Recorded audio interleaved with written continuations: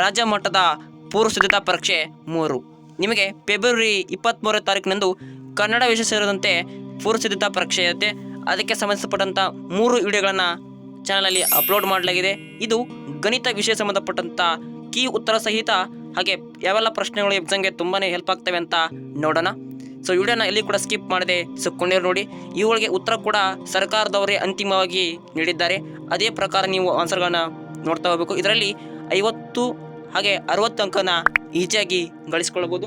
ಬನ್ನಿ ವಿಡಿಯೋ ಕಡೆಗೆ ಹೋಗೋಣ. ಇಲ್ಲಿ ಕೆಳಗಿನ ಪ್ರಶ್ನೆಗಳಿಗೆ ಅಥವಾ ಅಪೂರ್ಣ ಹೇಳಿಕೆಗಳಿಗೆ 4 ಪರ್ಯಾಯ ಉತ್ತರಗಳನ್ನು ನೀಡಲಾಗಿದ್ದು, ಅವುಗಳಲ್ಲಿ ಸೂಕ್ತವಾದ ಉತ್ತರವನ್ನು ಆರಿಸಿ ಅದರ ಕ್ರಮಾಕ್ಷರದೊಡನೆ ಪೂರ್ಣ ಉತ್ತರವನ್ನು ಬರೆಯಿರಿ ಎಂಬುದರಲ್ಲಿ 8 ಪ್ರಶ್ನೆಗೆ ಪ್ರತಿಯೊಂದಕ್ಕೂ 1 ಅಂಕ ಇರುತ್ತೆ. ಒಟ್ಟು 8 ಅಂಕನ ಮೇಲ್ಭಾಗದಲ್ಲಿ ಪಾರ್ಟ್ ಎ ಸೆಕ್ಷನಲ್ಲಿ ಪಡೆದುಕೊಳ್ಳಬಹುದು. ಅಲ್ಲಿ ಕನ್ನಡ ಮಾಧ್ಯಮದಲ್ಲಿ 1ನೇ ಪ್ರಶ್ನೆ 3 ಅಥವಾ 5ರ ಮಸ ಅಂತ ಕರಿತೀವಿ. ಅದಕ್ಕೆ ರೈಟ್ ಆನ್ಸರ್ ಏನಾಗಿರುತ್ತೆ? ಆಪ್ಷನ್ ಎ 1 ಆಗಿರುತ್ತೆ. ಇನ್ನು 2ನೇ ಪ್ರಶ್ನೆ, ಚಿತ್ರದಲ್ಲಿ y = p XY ಬಹುಪದೋಕ್ತಿಯ ಶೂನ್ಯತೆಗಳ ಸಂಖ್ಯೆ ಅಂತ ಈ ರೀತಿ ಡಯಾಗ್ರಾಮ್ ಕೊಟ್ಟಿರ್ತಾನೆ. ಅದಕ್ಕೆ ರೈಟ್ ಆನ್ಸರ್ ಏನಪ್ಪ ಅಂದರೆ, ಅದಕ್ಕೆ ಸರಿಯಾದ ಉತ್ತರ ಆಪ್ಷನ್ಸ್ ಅಂದರೆ ಸಿ ಅಂದರೆ 4 ಆಗಿರುತ್ತವೆ. ಇನ್ನು 3ನೇ ಪ್ರಶ್ನೆ ನೋಡಿ, ಈ ರೀತಿ ಕೊಟ್ಟಿರ್ತಾನೆ, ಒಂದು ಸಮೀಕರಣ ಕೊಟ್ಟಿರ್ತಾನೆ. ax1 + b1y = c1 = 0 ಮತ್ತು a2x + b2y = c2 ಅಂದರೆ 0 ರೇಖಾತ್ಮಕ ಸಮೀಕರಣಗಳ ಜೋಡಣೆಯ ಅನನ್ಯ ಪರಿಹಾರವನ್ನು ಹೊಂದಿದ್ದರೆ ಈ ಕೆಳಗಿನಗಳಲ್ಲಿ ಸರಿಯಾದ ಸಂಬಂಧ ಅಂತ ಕರಿತೀವಿ. ರೈಟ್ ಆನ್ಸರ್ ಎ ಅದಕ್ಕೆ ರೈಟ್ ಆನ್ಸರ್ ಆಗಿರುತ್ತೆ. ಇನ್ನು 4ನೇ ಪ್ರಶ್ನೆ ನೋಡೋಣ. ಇವುಗಳಲ್ಲಿ ಸಮಾಂತರ ಶ್ರೇಣಿ ಅಂತ ಕೇಳಿದೆ. ಅದಕ್ಕೆ ಆಪ್ಷನ್ಸ್ ಡಿ ರೈಟ್ ಆನ್ಸರ್ ಆಗಿರುತ್ತೆ. 5, 9, 13, 17. ಓಕೆ. ಇನ್ನು 5ನೇ ಪ್ರಶ್ನೆಯಲ್ಲಿ ಕೊಟ್ಟಿರುವ ಆವೃತ್ತಿಯನ್ನು ವಿತರಣಾ ಕೋಷ್ಟಕದಲ್ಲಿ ಮಧ್ಯಾಂಕದ ವರ್ಗಾಂತರವನ್ನು ಕಂಡುಹಿಡಿಯಬೇಕು. ಅದಕ್ಕೆ ರೈಟ್ ಆನ್ಸರ್ ಸಿ ಆಗಿರುತ್ತೆ, 20 ರಿಂದ 30. ಇನ್ನು 6ನೇ ಪ್ರಶ್ನೆ ನೋಡಿ, ಕಾಟ್ ಎ = ಟ್ಯಾನ್ ಎ ಅಂದರೆ ಕೋನ ಎ ಯ ಅಳತೆ. ನೋಡಿ, ಇದು ತ್ರಿಕೋನಮಿತಿಗೆ ಸಂಬಂಧಪಟ್ಟಿದ್ದು. ಅದಕ್ಕೆ ರೈಟ್ ಆನ್ಸರ್ ಅಪ್ಪ ಅಂದರೆ ಡಿ 30 ಆಗಿರುತ್ತೆ. ಇನ್ನು ನೆಕ್ಸ್ಟ್ ಪ್ರಶ್ನೆ ನೋಡೋಣ. 7ನೇ ಪ್ರಶ್ನೆ, p (-4 -5 ಬಿಂದುವಿನ ಎಳೆದ ಲಂಬವು x ಅಕ್ಷವನ್ನು q ಬಿಂದುವಿನಲ್ಲಿ ಛೇದಿಸುತ್ತೆ. ಹಾಗಾದರೆ ಕ್ಯೂವಿನ ಬಿಂದುವಿನ ನಿರ್ದೇಶಾಂಕಗಳನ್ನು ಕಂಡುಹಿಡಿಯುವುದು. ಅದಕ್ಕೆ 7ನೇ ಆಪ್ಷನ್ ಸರಿಯಾದ ಉತ್ತರ ಬಿ, ರೈಟ್ ಆನ್ಸರ್ ಬಿ ಆಗಿರುತ್ತೆ. (-4 = 0). ಇನ್ನು 8ನೇ ಪ್ರಶ್ನೆ, 6 ಮತ್ತು 1 ಮೂಲವಾಗಿರುವಂಥ ವರ್ಗ ಸಮೀಕರಣ. ಅದಕ್ಕೆ ರೈಟ್ ಆನ್ಸರ್ ಏನಾಗುತ್ತೆ? ಬಿ ಆಗಿರುತ್ತೆ ನೋಡಿ. ಇನ್ನು ಕೆಳಗಿನ 1 ಅಂಕದ ಪ್ರಶ್ನೆಯಲ್ಲಿ 9ನೇ ಪ್ರಶ್ನೆ, 2 ಚರಾಕ್ಷರವುಳ್ಳ ರೇಖಾತ್ಮಕ ಸಮೀಕರಣಗಳ ಜೋಡಣೆಯು ಅಸ್ಥಿರ ಜೋಡಣೆಯಾಗಿದ್ದರೆ ಅವು ಎಷ್ಟು ಪರಿಹಾರವನ್ನು ಹೊಂದಿರುತ್ತೆ ಅಂದರೆ ಅಪರಿಮಿತ, ನೋ ಸೊಲ್ಯೂಷನ್. ಅದಕ್ಕೆ ಯಾವುದೇ ಪರಿಮಿತಿ ಇರೋದಿಲ್ಲ, ಊಹೆ ಕೂಡ ಮಾಡಲಾಗ್ತಿರಲ್ಲ. ಅದಕ್ಕೆ ರೈಟ್ ಆನ್ಸರ್ ಆಗಿರುತ್ತೆ. ಇನ್ನು ಇವಕ್ಕೆ ಆನ್ಸರ್ನ ಕೂಡ ಬೋರ್ಡ್ನವರು ಮಾಡಿರ್ತಾರೆ. 10ನೇ ಪ್ರಶ್ನೆ, ಚಿತ್ರದಲ್ಲಿ ಈ ರೀತಿ ಕೋನವನ್ನು ಕೊಟ್ಟಿರ್ತಾನೆ. ಅವಕ್ಕೆ ನಾವು ಏನು ಕಂಡುಹಿಡಬೇಕಂದ್ರೆ ಸೆಂಟಿಮೀಟರನ್ನು ಕಂಡುಹಿಡಿಯಿರಿ ಅಂತ ಕೇಳ್ತಾನೆ. ಇಲ್ಲಿ ಒಂದು ಪ್ರಶ್ನೆ ಇದೆ, ಇಷ್ಟು ನೋಡ್ಕೋಬೇಕು ನೀವು. ಇವುಗಳಿಗೆ ಸರ್ಕಾರ 3 ಅಂಕದ ಪ್ರಶ್ನೆಯಲ್ಲಿ ಕೂಡ ಕೊಡ್ತಾನೆ. ಅಲ್ಲಿ ನೋಡಿ ನಿಮಗೆ ಸಮಾಂತರ ಅಂದರೆ ಅಲ್ಲಿ ವರ್ಗ ಸಮೀಕರಣ ಕಂಡುಹಿಡಿದಿರಬಹುದು. ದೂರದ ಸೂತ್ರ, ಕೊಟ್ಟಿರೋ ರೇಖಾತ್ಮಕ ಸಮೀಕರಣಗಳ ಜೋಡಣೆಯನ್ನು ಸೂಕ್ತ ವಿಧಾನದಿಂದ ಕಂಡುಹಿಡಿಯಿರಿ ಅಂದರೆ ವರ್ಜಿಸುವ ವಿಧಾನ ಅಂತಿದೆ ನೋಡಿ, ಅದರ ವಿಧಾನನ ಕಂಡುಹಿಡಿಬೇಕು. ಸೊ ಇದರಲ್ಲಿ ನೋಡಿ 5 ಎಂಬುದೊಂದು ಅಭಾಗಲಬ್ಧ ಶಬ್ದಾಂಕಿ ಎಂದು ಸಾಧಿಸಬೇಕಾಗತ್ತೆ. ಸೊ ಅದನ್ನು ಕೂಡ ನೋಡ್ಕೊಳ್ಳಿ.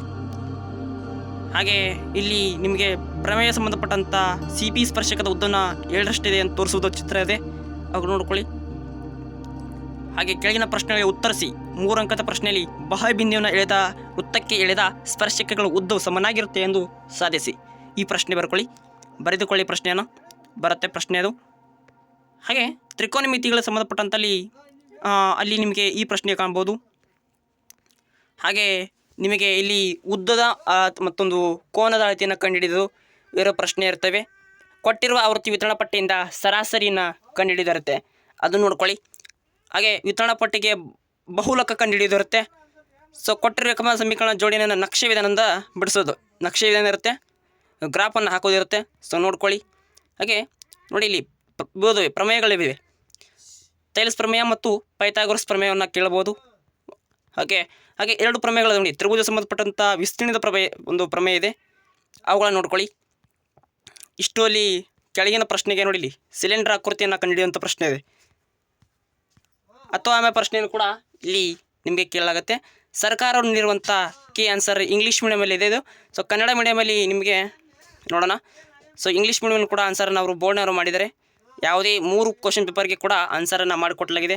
ಸೊ ಅವಾಗ ನೋಡ್ಕೊಳ್ಳಿ, ರೆಫರ್ ಮಾಡಿ. ಮೋಸ್ಟಲ್ಲಿ 70% ನಿಮಗೆ ಬರುತ್ತೆ. ಸೊ ಕನ್ನಡ ಮೀಡಿಯಮದಲ್ಲಿ ಮಾಡಿದ್ದಾರೆ. ಸೊ ಕನ್ನಡ ಮೀಡಿಯಂ ಆನ್ಸರನ್ನು ನೋಡೋಣ. ಅಲ್ಲಿ ಅವುಗಳಿಗೆ ಆನ್ಸರನ್ನು ಅವರೇ ಮಾಡಿದ್ದಾರೆ, ಸರ್ಕಾರದವರೇ. ಸೊ ಅಲ್ಲಿ ಬನ್ನಿ, ಸರ್ಕಾರದವರ ಮಾಡಿರುವಂಥ ಕೀ ಆನ್ಸರ್ ನೋಡಿ. ಸೊ ಕೀ ಆನ್ಸರನ್ನು ಕೊಡ್ತಾ ಹೋಗಿದ್ದಾರೆ. 1ನೇ ಪ್ರಶ್ನೆಗೆ ಏನೋ ರೈಟ್ ಆನ್ಸರ್ ಇದು 1ನೇ ಪ್ರಶ್ನೆಗೆ. ಸೊ ಓಕೆ, ಉತ್ತರ ಅಂದರೆ 1 ನೋಡಿ, ಆಪ್ಷನ್ಸ್ ಎ ರೈಟ್ ಆನ್ಸರ್ಗಿದೆ. 1ನೇದು ಅಂದರೆ 1 ಇರುತ್ತೆ ಭೂಲೋಕ. ಹಾಗೆ 2ನೇ ಪ್ರಶ್ನೆಗೆ ಬಹುಕ್ತಿಗಳ ಶೂನ್ಯತೆ ಸಂಖ್ಯೆ ಆಪ್ಷನ್ಸ್ಗೆ ಅಂದರೆ ಸಿ 4 ಆಗಿರುತ್ತೆ. ಹಾಗೆ ಇಲ್ಲಿ ಆಪ್ಷನ್ ಸಿ ಅದಕ್ಕೆ 1ನೇದು ಆಪ್ಷನ್ಸಿಗೆ 3ನೇದಕ್ಕೆ ಎ ಆಗಿರುತ್ತೆ. 4ನೇದಕ್ಕೆ ಡಿ ಉತ್ತರ ಆಗಿರುತ್ತೆ. ಆಪ್ಷನ್ಸ್ಗಳನ್ನ ಟಿಕ್ ಮಾಡ್ಕೊಳ್ಳಿ. ಹಾಗೆ 5ನೇ ಪ್ರಶ್ನೆಗೆ ರೈಟ್ ಆನ್ಸರಿಗೆ ಏನಾಗಿರುತ್ತೆ ಅಂದರೆ ಸಿ ಉತ್ತರ ಇರುತ್ತೆ. ಹಾಗೆ 6ನೇ ಪ್ರಶ್ನೆಗೆ ಆಪ್ಷನ್ಸ್ ಉತ್ತರ ಡಿ ಆಗಿರುತ್ತೆ. 7ನೇ ಪ್ರಶ್ನೆಗೆ ಆಪ್ಷನ್ಸ್ ಬಿ ಆಗಿರುತ್ತೆ. ಹಾಗೆ 8ನೇ ಪ್ರಶ್ನೆಗೆ ಆಪ್ಷನ್ಸ್ ಬಿ ರೈಟ್ ಆನ್ಸರ್. ಇಲ್ಲಿ 1 ಅಂಕದ ಪ್ರಶ್ನೆಯಲ್ಲಿ ಪರಿಹಾರಗಳಿಲ್ಲ ಅಂತ ಹೇಳಿದ್ದಾರೆ. ಪರಿಮಿತಿ ಇಲ್ಲ ಅಂದೆ, ಇಲ್ಲಿ ಪರಿಹಾರಗಳಿಲ್ಲ ಅಂತ ಕೊಟ್ಟಿದ್ದಾರೆ. ಅವುಗಳಿಗೆ ಆನ್ಸರನ್ನು ಇಲ್ಲಿ ಉತ್ತರ ಕೂಡ ಮಾಡಿದ್ದಾರೆ ನೋಡಿ. ಉತ್ತರ ನೋಡ್ಕೊಳ್ಳಿ, ಇಲ್ಲಿ ಯಾವ ರೀತಿ ಉತ್ತರವನ್ನು ಬಿಡಿಸುವುದು ಅಂತ ಕೂಡ ಎಕ್ಸ್ಪ್ಲೇನ್ ಮಾಡಿದ್ದಾರೆ, ಬ್ರೀಫ್ಲಿ ಎಕ್ಸ್ಪ್ಲೇನ್ ಮಾಡಿದ್ದಾರೆ. ಓಕೆ, ಇಲ್ಲಿ ಪ್ರತಿಯೊಂದಕ್ಕೂ ಉತ್ತರವನ್ನು ನೋಡಿ. ವರ್ಜಿಸುವ ವಿಧಾನನ ಕಂಡುಹಿಡಿದು ಅಂತ ಹೇಳಿದ್ದು ನೋಡಿ. ಅದನ್ನು 1ರಲ್ಲಿ ಆದೇಶಿಸಿದಾಗ ಆ ಪ್ರಶ್ನೆನ ಬ್ರೀಫ್ಲಿ ಎಕ್ಸ್ಪ್ಲೇನ್ ಮಾಡಿದ್ದಾರೆ ನೋಡಿ. 5 ಎಂಬುದೊಂದು ಭಾಗಲಬ್ಧ ಸಂಖ್ಯೆಯನ್ನು ಸಾಧಿಸುವುದು, ಈ ರೀತಿ ಬರಬೇಕು ನೋಡಿ. ಇದನ್ನ 5 ಎಂಬುದೊಂದು ಭಾಗಲಬ್ಧ ಸಂಖ್ಯೆ ಆಗಿರಲಿ ಅಂತ ನಾವು ಹೇಳಿಕೆ ಕೊಡಬೇಕು. ಸೊ ಅವನ್ನ ಇಲ್ಲಿ ಈ ರೀತಿ ಬಿಡಿಸ್ತಾ ಹೋಗಿ. 25ನೇ ಪ್ರಶ್ನೆ ನೋಡಿ. ಈ ಪ್ರಶ್ನೆಗೆ ಉತ್ತರದಲ್ಲಿ ಕೊಟ್ಟಿದೆ. ಇಲ್ಲಿ ನಿರ್ದೇಶಾಂಕ ಕಂಡುಹಿಡಿಯೋದು ಪ್ರಶ್ನೆ, ಉತ್ತರ ಸಹ ಇಲ್ಲಿ ಕೊಡಲಾಗಿದೆ. ಸೊ ನಿಮಗೆ ಇಲ್ಲಿ ಬಾಹ್ಯಬಿಂದಿನ ಪ್ರಮೇಯ ನೋಡಿ. ವೃತ್ತಕ್ಕೆ ಎಳೆದ ಸ್ಪರ್ಶಗಳು ಸಮನಾಗಿದೆ ಎಂದು ಸಾಧಿಸಬೇಕು. ನಿಮಗೆ ತ್ರಿಭುಜ ಪ್ರಮೇಯ ಇದೆ. ಬಾಹ್ಯಬಿಂದು ವೃತ್ತಕ್ಕೆ ಎಳೆದ ಸ್ಪರ್ಶಗಳ ಉದ್ದವು ಸಮನಾಗಿರುತ್ತೆ ಎಂದು ಸಾಧಿಸಿ. ಈ ರೀತಿ ನೋಡಿ ಪ್ರಮೇಯನ ಬರೆದುಕೊಳ್ಳಿ, ಅಭ್ಯಾಸ ಮಾಡಿ. ಈ ಪ್ರಶ್ನೆ ಬರ್ತವೆ. Okay, thank for watching. ಇಷ್ಟು ನೋಡ್ಕೊಳ್ಳಿ. ನಾಳಿನ ಒಂದು ಗಣಿತ ವಿಷಯದಲ್ಲಿ